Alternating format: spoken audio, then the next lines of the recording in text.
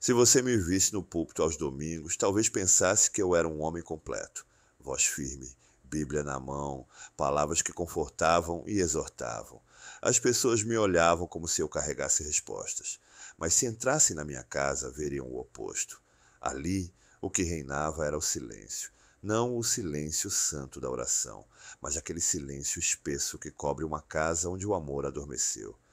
Eu sou o pastor Mateus, e minha esposa Raquel não me deixava, mas também não me olhava mais como antes. Nos primeiros anos de casados, orávamos juntos. Ela me esperava com o jantar, mesmo tarde da noite, quando voltava dos cultos. Me abraçava nos bastidores, intercedia enquanto eu pregava. Mas a obra cresceu. As viagens se multiplicaram, a agenda pastoral me consumiu.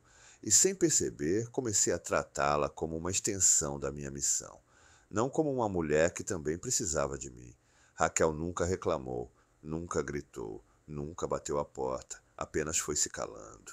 A mulher que antes cantava no louvor começou a sentar nas últimas fileiras. Depois, nem isso. Parou de comentar os sermões, parou de orar comigo, parou até de discutir. E eu, cego pela rotina, achei que era só uma fase, mais uma entre tantas que a vida ministerial exige. Até que, em uma manhã de domingo, ela não foi ao culto. Tentei justificar para mim mesmo. Está cansada, não dormiu bem. Mas aquilo se repetiu na semana seguinte. E na outra. No quarto domingo, perguntei se havia algo errado. Ela apenas disse: Está tudo certo. Você já tem a igreja. Eu fico aqui. Essas palavras me feriram mais do que qualquer acusação. Foram como pedras lançadas com ternura.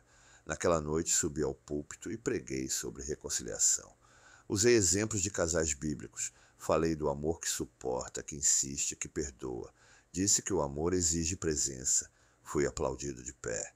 Voltei para casa e encontrei Raquel dormindo sozinha, de costas para o lado da cama onde eu deveria estar. Nos meses seguintes, tentei retomar pequenas rotinas. Convidei para orarmos juntos. Ela dizia que estava orando, mas sozinha.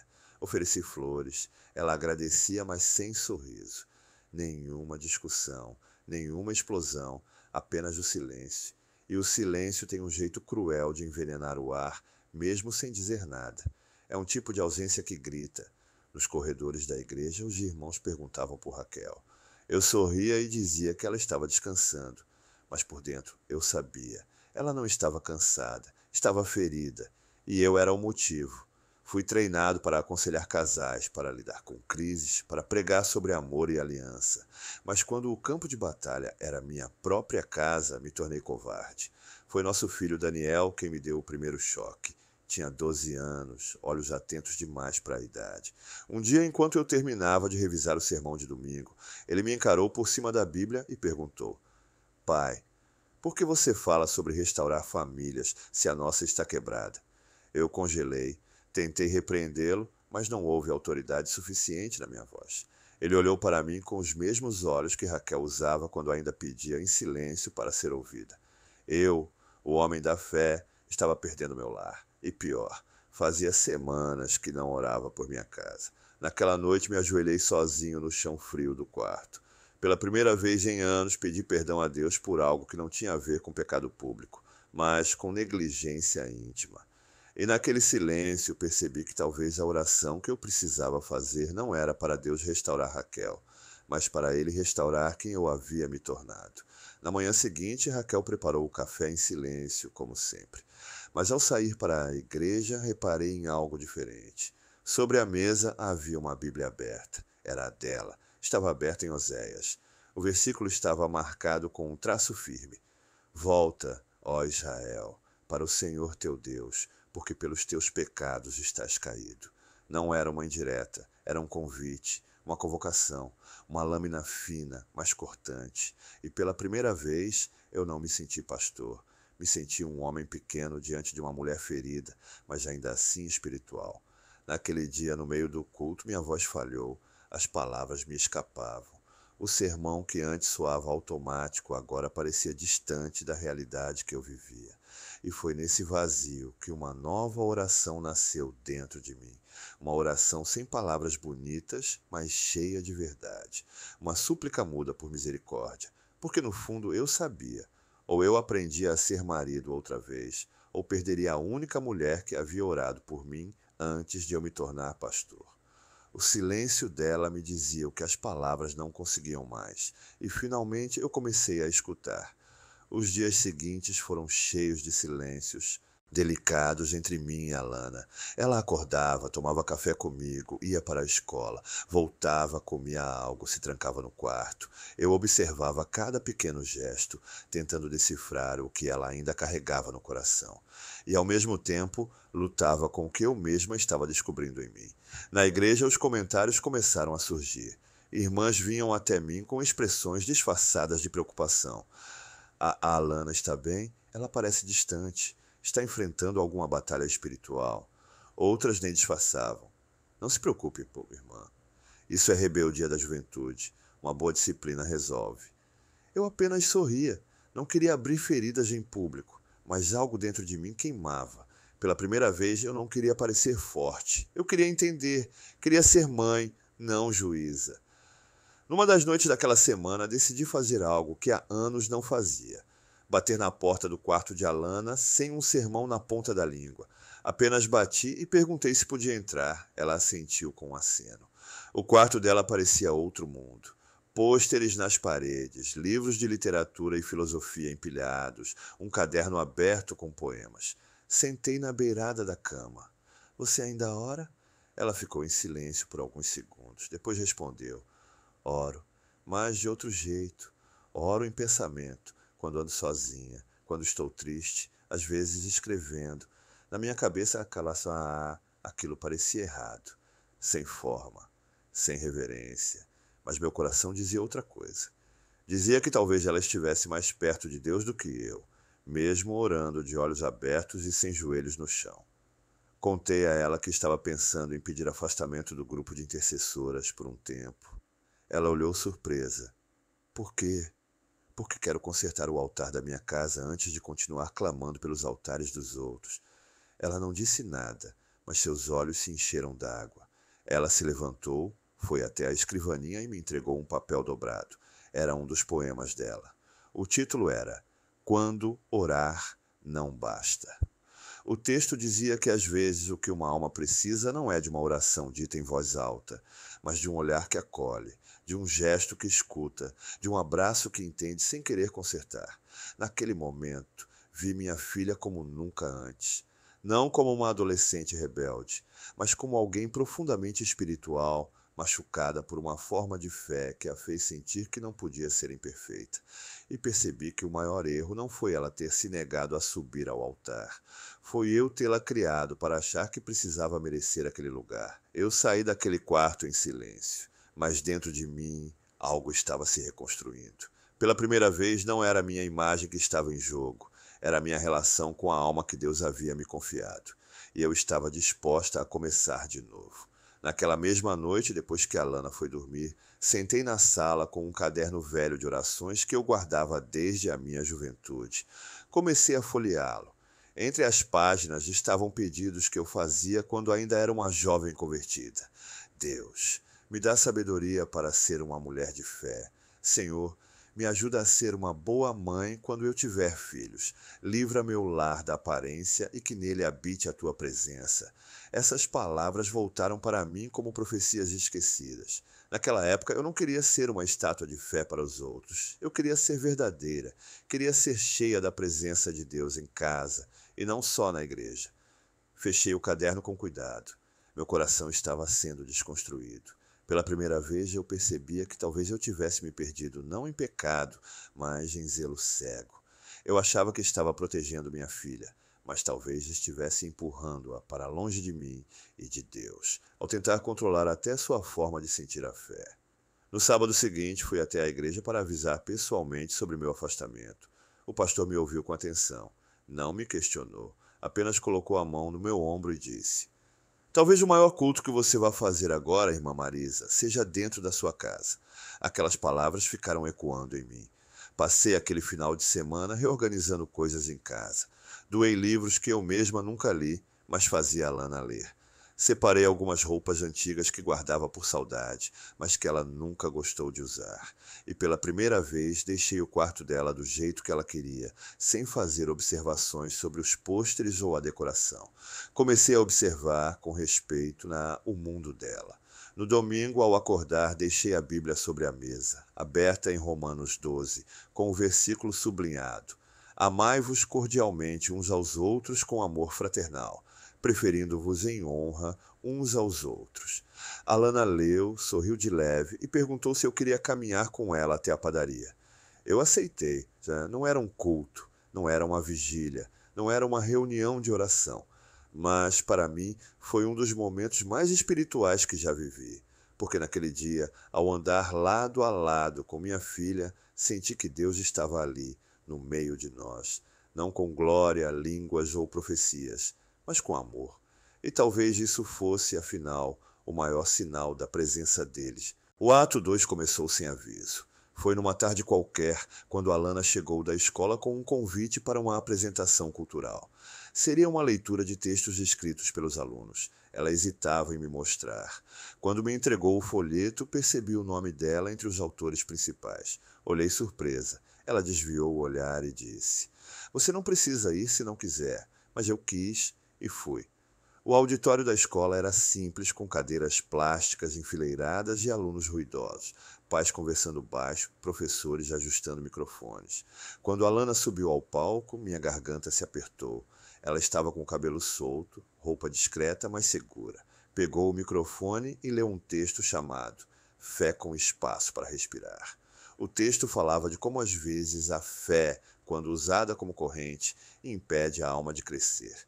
Dizia que há orações que sufocam e silêncios que curam, que Deus não habita no medo, mas na liberdade de ser verdadeiro diante dele, e que o amor não exige perfeição, mas presença.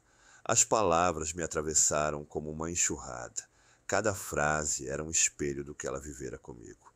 Quando terminou, foi aplaudida de pé, e eu, sentada entre desconhecidos, entendi que minha filha estava encontrando a própria voz, e eu estava apenas começando a ouvir.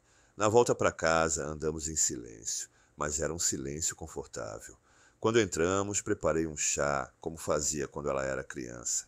Ela agradeceu, sentou-se na poltrona e comentou: Na igreja parece que não posso errar. Na escola eu posso ser eu, mesmo com dúvidas. Aquilo me cortou por dentro, não porque ela duvidava, mas porque a igreja, minha igreja, fazia ela sentir que não havia espaço para ser humana. Alana continuou: Mãe, às vezes eu oro e não sinto nada.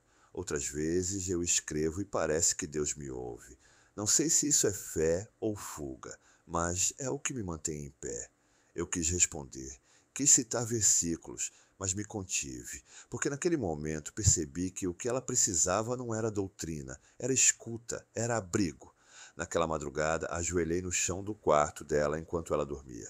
Não orei em voz alta, apenas chorei, e Deus me ouviu. Na manhã seguinte, ao acordar, Alana encontrou um envelope sobre a escrivaninha. Dentro estava uma carta escrita à mão por mim, não para corrigir, mas para confessar. Confessei que tive medo, que me escondi na rigidez para não lidar com minha insegurança, que tratei a fé como uma cerca, quando deveria ser um campo aberto onde Deus nos encontra como somos. E no fim da carta escrevi: Eu te amo, não pela filha exemplar que todos esperam, mas por ser exatamente quem você é, e vou reaprender a amar do jeito certo, se você me permitir. Ela não respondeu naquele dia, mas naquela noite me chamou para assistir a um filme juntas, um gesto simples, mas que disse tudo. A reconstrução estava começando, não no altar da igreja, mas no altar da casa. Nos dias que se seguiram, percebi mudanças pequenas, porém profundas. Alana começou a me mostrar suas anotações, textos que misturavam poesia, dúvida, dor e fé. Havia trechos lindos, outros dolorosos. Um deles dizia: Deus, me escuta quando escrevo? Porque tem dias que as palavras saem sem esperança, mas ainda assim parecem orações. Li aquilo com lágrimas nos olhos. Era como se eu estivesse lendo o salmo de alguém que ainda cria, mesmo entre escombros. Aquilo me fez entender que a fé dela não estava morta. Estava apenas sufocada sob camadas de medo e expectativa. Decidi então fazer um gesto simbólico. Na reunião seguinte do grupo de intercessoras, pedi para que orássemos pelas famílias com filhos em crise. Mas não falei da filha de ninguém, falei da minha. Pela primeira vez em anos, deixei minha imagem de líder de lado e compartilhei minha dor como mãe. As irmãs se emocionaram. Algumas confessaram que também viviam lutas silenciosas em casa. Foi libertador, porque percebi que não era a única e que não havia vergonha em ser imperfeita. No sábado à noite, eu e Alana fomos juntas ao mercado. Um programa simples, mas que carregava uma paz nova entre nós. No caminho de volta, ela me perguntou se eu ainda acreditava que Deus poderia restaurar tudo. Respondi que sim, mas que agora eu entendia que restauração não era voltar ao que era antes, era construir algo novo, mais verdadeiro. Naquele domingo, decidi ir à igreja com ela, mas dessa vez sentei com Alana no banco do meio. Não fui para o altar, não fui liderar, apenas fui adorar. Durante o louvor, Alana segurou minha mão, e aquele toque foi mais poderoso do que qualquer imposição de mãos. O culto seguiu. Não houve profecia nem mover extraordinário. Mas quando voltei para casa, tive a certeza de que Deus estava começando uma obra. Não só na vida dela, mas na minha também. Porque às vezes o maior milagre não acontece em público. Acontece quando uma mãe aprende a ouvir e uma filha se sente livre para existir sem medo de ser amada com limites. Era o início de um novo capítulo. E eu estava disposta a seguir cada linha. O dia começou numa manhã em que a casa parecia mais leve. Eu acordei antes do despertador, fiz café e coloquei louvores instrumentais bem baixinho no fundo. Alana apareceu com o cabelo preso de qualquer jeito, camisa amassada e olhos sonolentos, mas me deu bom dia com um sorriso. Foi um gesto simples, mas que me aqueceu por dentro. Sentei com ela à mesa. Comemos em silêncio, mas sem o peso de outros tempos. Quando ela se levantou, disse: "Mãe, eu te amo, tá? Mesmo quando pareço distante." Aquilo me desmontou. Apenas respondi: "Eu também te amo, filha, sempre." Ela saiu para a escola e eu fiquei ali, encarando a xícara vazia. Pensei em quantos anos eu mesma passei distante da minha mãe, ainda que morássemos na mesma casa, e percebi como a dor pode se repetir por gerações, se não for curada. Naquela tarde, recebi uma ligação de uma irmã da igreja. Ela queria saber se eu voltaria para o grupo de intercessoras. Disse que estava orando por mim, que sentia minha falta. Agradeci, mas disse que ainda não era a hora. Expliquei que estava em uma estação de escuta. Ela pareceu não entender, mas respeitou. Poucos dias depois, Alana me surpreendeu ao perguntar se eu ainda tinha aquele devocional antigo que usávamos quando ela era criança. Fui até a estante e encontrei, empoeirado, um livrinho com capas gastas. Era um devocional infantil com versículos e reflexões simples. Ela o segurou com cuidado e disse: "Esse me lembrava quando orar era leve, quando Deus não parecia um fiscal." Senti um nó na garganta. Sentamos juntas na sala e lemos um dos textos. Era sobre Jonas. Falava de fuga, medo e reconciliação. Alana comentou: "Acho que eu sou o tipo Jonas, mas sem peixe, só com palavras entaladas." Eu sorri e respondi: "Então vamos aprender a vomitar essas palavras no colo de Deus. Ele sabe lidar com elas." Ela riu. E ali, entre lágrimas e risos, começamos um novo tipo de oração. Uma oração feita de confissões sinceras, pausas longas e abraços no fim. Mais tarde, Alana me pediu algo inesperado. Queria me mostrar uma música que compôs. Sentou ao teclado e começou a tocar. A melodia era suave e a letra falava sobre um Deus que escuta suspiros, que não precisa de discursos, que entra no quarto antes que a porta se feche. Eu chorei, e ela também, porque naquele dia entendi que minha filha não tinha se afastado de Deus. Ela só não cabia na forma estreita que eu tentava impor. E quando soltei as amarras, percebi que ela não estava se perdendo, estava florescendo.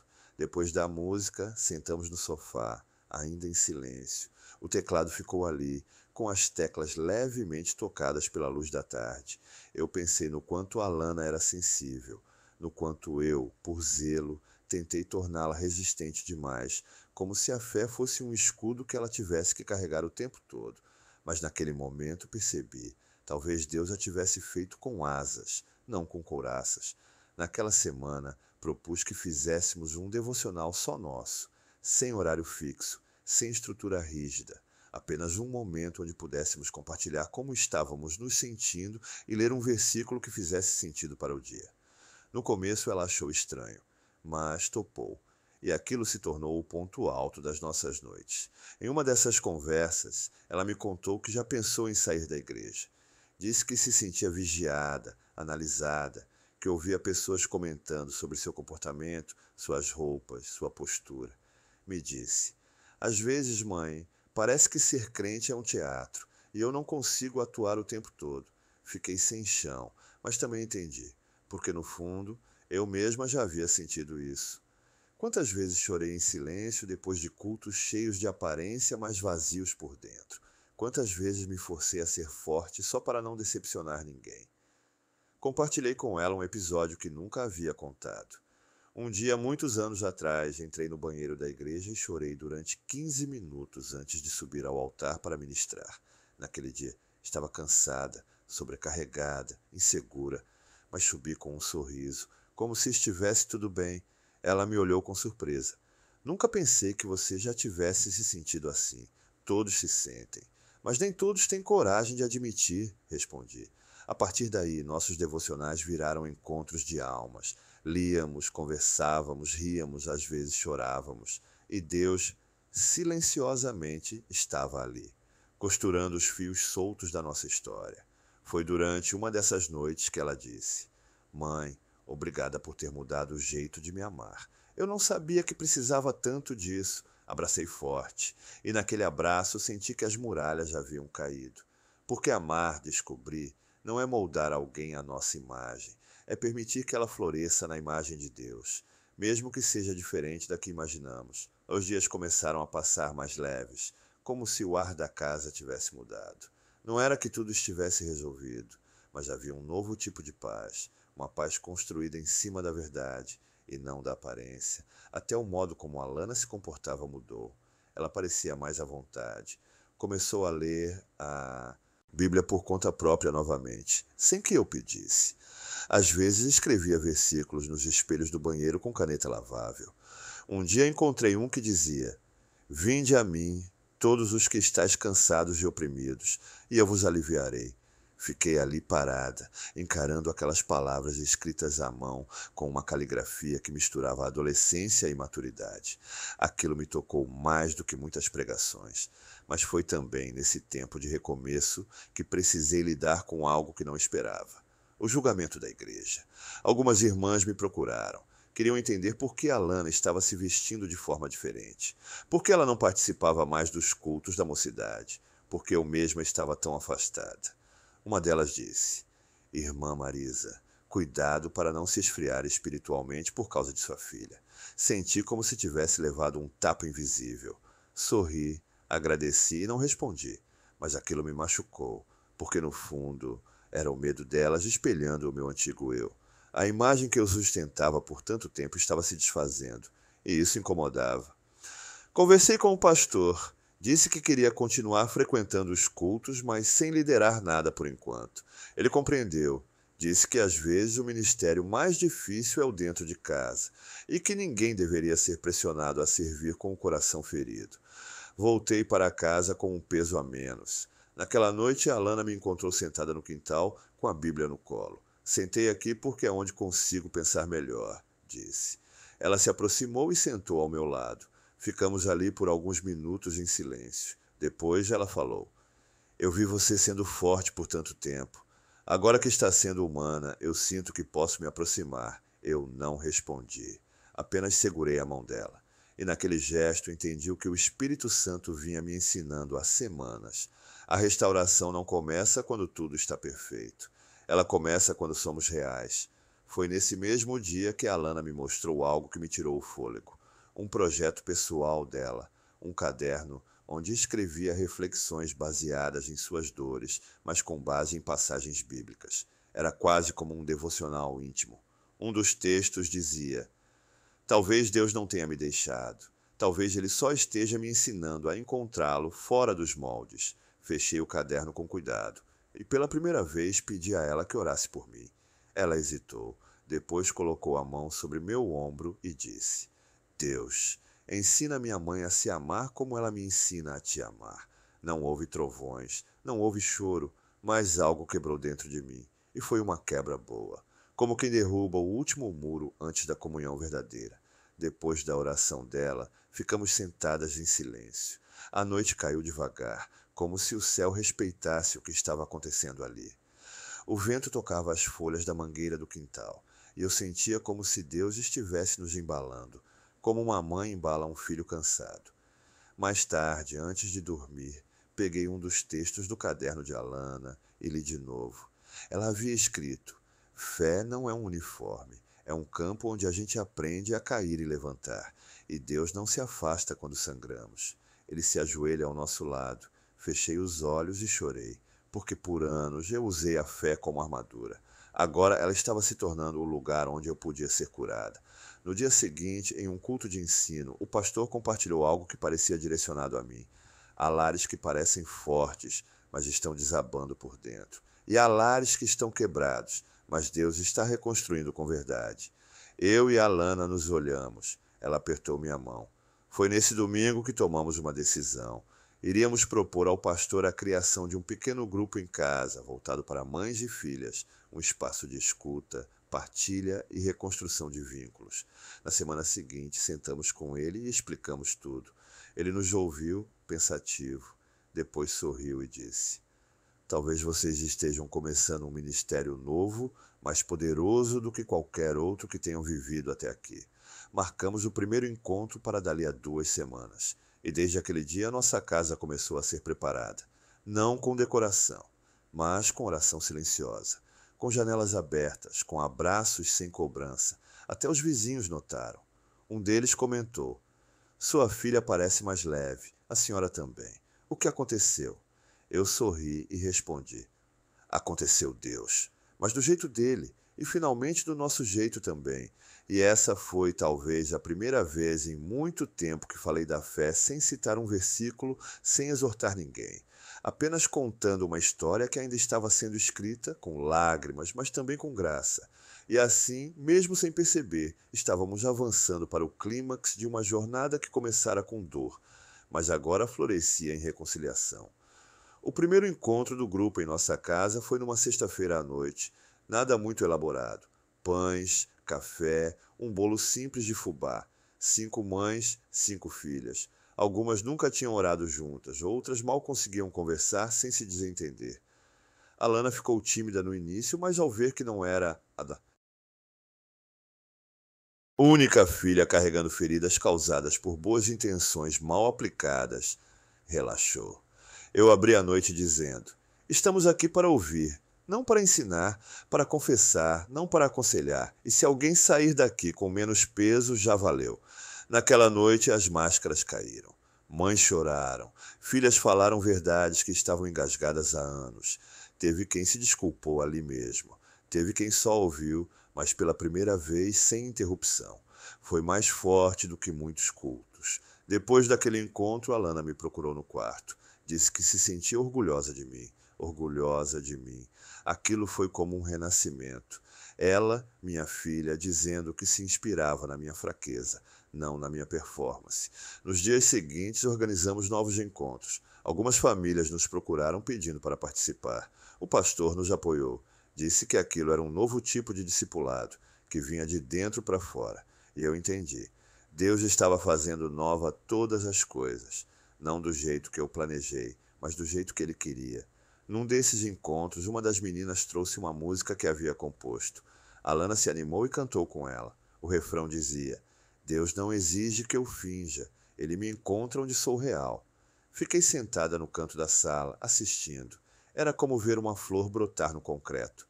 Mais tarde, Alana se aproximou e disse: Mãe, você lembra quando eu me recusei a subir no altar? Como esquecer? Acho que agora, se me chamassem, eu subiria. Não para agradar ninguém, mas porque agora eu sei quem eu sou. Eu segurei sua mão. Não precisei dizer nada. Só agradeci a Deus em silêncio por ter me ensinado a ser mãe de novo. E por ter me mostrado que a fé verdadeira não é a que aparece em público, mas a que floresce no secreto. Naquela noite, antes de dormir, Alana me chamou até o quarto. Queria mostrar um texto novo. Estava digitado, mas ainda sem título. Dizia assim: A mulher mais forte que eu conheço não é a que nunca caiu, é a que, depois de cair, aprendeu a pedir ajuda. Obrigada por ter me ensinado a levantar sem medo de parecer fraca. Fechei o notebook devagar, abracei minha filha, e naquele abraço senti que a última parede entre nós havia sido derrubada. Na semana seguinte, algo inesperado aconteceu. Recebemos um convite para participar de um evento interdenominacional voltado para jovens e suas famílias. O pastor sugeriu que Alana compartilhasse uma breve reflexão sobre o que estava vivendo. Ela hesitou, disse que ainda não sabia se estava pronta, mas dias depois voltou e disse: "Se for para dizer a verdade, eu quero tentar." Passamos a semana preparando juntas o que ela chamava de carta aberta. Ela escreveu, reescreveu, me pediu para revisar, depois apagou tudo e começou de novo. No fim, deixou o texto do jeito que queria. Simples, sincero e direto. Um trecho dizia: "Durante muito tempo achei que fé era fingir. Fingir que não doía, que eu não duvidava, que eu era tudo o que esperavam. Mas descobri que fé é confiar que Deus me ama mesmo quando eu não me encaixo." No dia do evento, fomos juntas, mãe e filha, companheiras. Alana subiu ao palco com o papel na mão e o coração pulsando nos olhos. Leu cada palavra com firmeza e vulnerabilidade. Quando terminou, não houve aplausos imediatos. Houve silêncio. Mas era um silêncio que escutava, depois de uma salva de palmas, genuína, sem teatralidade. Alguém gritou: "Glória a Deus!" E outro chorava discretamente na fileira de trás. De volta a casa, ela estava diferente, mais leve. Me disse: "Hoje eu senti que minha história não foi à toa." Respondi: "Nada é à toa quando a gente entrega até os pedaços quebrados nas mãos de Deus." Naquela noite, sentei sozinha no quintal e fiquei olhando para o céu. Pensei em tudo que havíamos passado, nas feridas, nos silêncios, nas orações interrompidas. Pensei no quanto é fácil vestir a fé como uma armadura e esquecer que por dentro somos gente. Gente que sente, que erra, que precisa ser ouvida.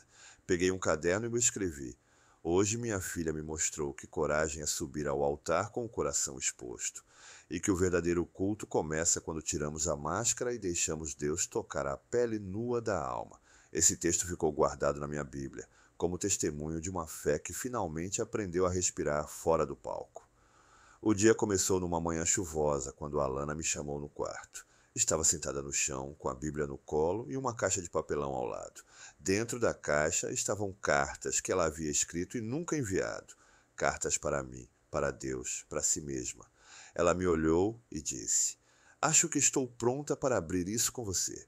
Nos sentamos no tapete e começamos a ler. Algumas eram datadas de 2, 3 anos atrás. Havia raiva, confusão, tristeza. Em uma delas, ela dizia: "Mãe, você me ama ou ama a ideia de quem acha que eu devo ser?" Essa frase me cortou como faca, mas continuei ouvindo. Em outra, ela escreveu: "Deus, se tu realmente me vês, me manda um abraço. Eu estou tão sozinha aqui dentro." Fechei os olhos, respirei fundo. Depois abracei a Lana com toda a força que tinha. Ela chorou no meu colo. E naquele choro, senti que o céu se abria de novo sobre a nossa casa. Ficamos ali por um bom tempo, até que ela disse: "Posso queimar essas cartas?" "Por quê?" "Porque agora eu não preciso mais escrever o que não posso dizer. Agora eu posso falar." Fomos até o quintal de abaixo da marquise. Pegamos uma lata velha, acendemos um fósforo. Uma a uma, as cartas foram virando cinza. Mas o que se queimava ali não era dor, era silêncio, era medo, era a barreira que nos separava. Enquanto o fogo ardia, a Alana sussurrou: "Será que Deus lê cartas que nunca foram entregues?" Respondi: "Ele lê até as que você não teve coragem de escrever." Ela sorriu, e eu senti ali que algo novo nascia. No culto daquele domingo, o pastor nos chamou ao altar. Disse que queria orar pelas mães e filhas. Muitas vieram à frente. Algumas choravam, outras se abraçavam pela primeira vez em muito tempo. Eu e Alana ficamos de mãos dadas, em silêncio. Quando o pastor impôs as mãos sobre nós, eu não chorei, nem Alana. Apenas fechamos os olhos e deixamos que Deus fizesse o que já vinha fazendo há meses, nos curar. No fim do culto, uma senhora me procurou. Disse que estava pensando em conversar com a filha depois de anos sem se falar. Eu apenas disse: "Deus reconstrói." mas ele começa por dentro. Voltamos para casa e jantamos em paz. Alana colocou um louvor instrumental no fundo. Sorri. Lembrei da manhã em que fiz o mesmo, meses antes, tentando encontrar uma brecha para recomeçar. Agora já não era brecha. Era caminho aberto, era estrada limpa. E pela primeira vez não me sentia pressionada a manter nada de pé. Só precisava caminhar. Mais tarde, naquela noite, sentei sozinha no quarto com um caderno novo.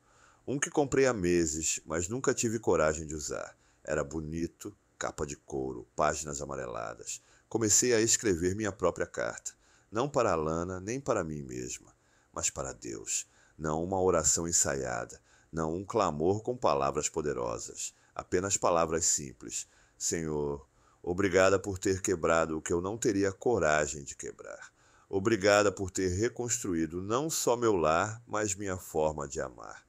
Enquanto escrevia, lembrei das vezes em que clamei por avivamento na igreja, enquanto meu lar morria espiritualmente. Lembrei dos cultos lotados, das vigílias, das campanhas, e percebi: o maior avivamento da minha vida não teve microfone, teve reconciliação, teve escuta, teve silêncio cheio da presença de Deus. Na manhã seguinte, Alana me convidou para caminharmos. Fomos até a praça do bairro. Sentamos num banco, vendo o movimento das crianças, dos vendedores, do sol surgindo entre as nuvens. Ela disse: eu achava que você nunca ia mudar, mas você mudou mais do que eu poderia pedir. Respondi: foi Deus. Mas foi você também, porque a sua dor me fez enxergar onde eu estava cega. Ela me abraçou, um abraço longo, demorado. E naquele abraço eu senti que tudo havia valido a pena. Cada lágrima, cada oração, cada noite em claro, tudo havia se transformado em semente. E agora eu via o broto romper a terra dura. Em casa coloquei um novo versículo na parede da sala. E restaurarei para vós os anos que foram consumidos. Joel 2:25. Foi Alana quem leu em voz alta e disse: então ele pode restaurar até os anos de silêncio.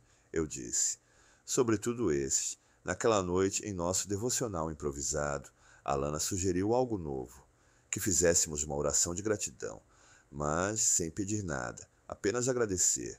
Concordei. E pela primeira vez oramos juntas, sem lágrimas, sem pressa, sem dor, apenas presença, apenas fé.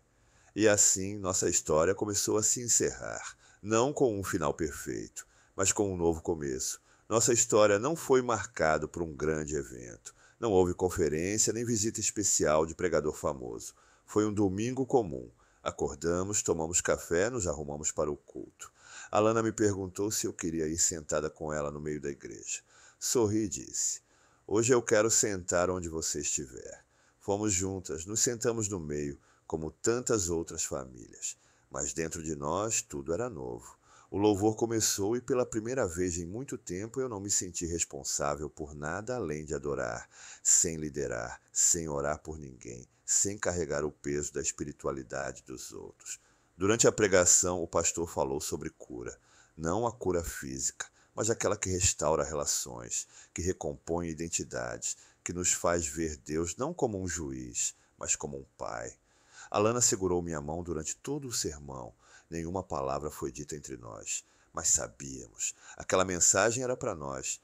No final, ao voltarmos para casa, Alana me perguntou: você acha que, mesmo com tudo, eu sou alguém que agrada a Deus? Eu parei, respirei e respondi: você não precisa agradar a Deus com performance. Você o agrada com presença. E você está aqui. Isso já é amor. Ela sorriu, e naquele sorriso vi a menina que carreguei nos braços A mulher que estava florescendo diante de mim.